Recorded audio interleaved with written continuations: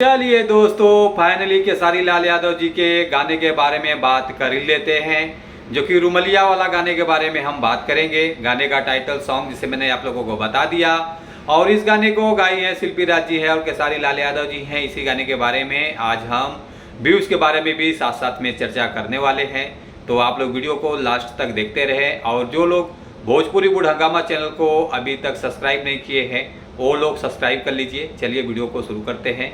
नमस्कार दोस्तों, मैं हूं सतीश।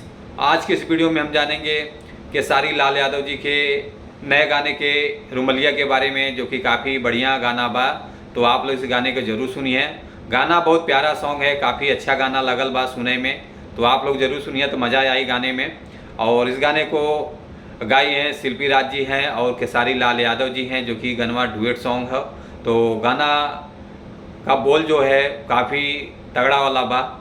और एक्ट्रेस में जो नज़र आई डिम्पल सिंह जी, और म्यूजिक डायरेक्टर बने आर्या शर्मा जी हुए, और गीत बा टुनटुन यादव जी का, जो कि काफ़ी बढ़िया गनवा बा। तो आप लोग इस गाने को जरूर सुनिए।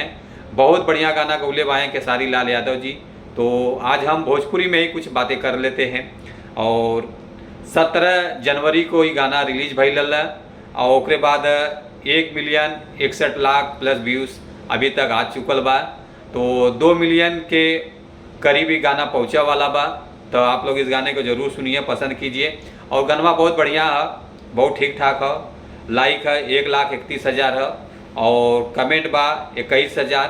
तो बहुत बढ़िया मिलल बा व्यूज़। तो आप लोग इस गाने को और सपोर्ट करिए।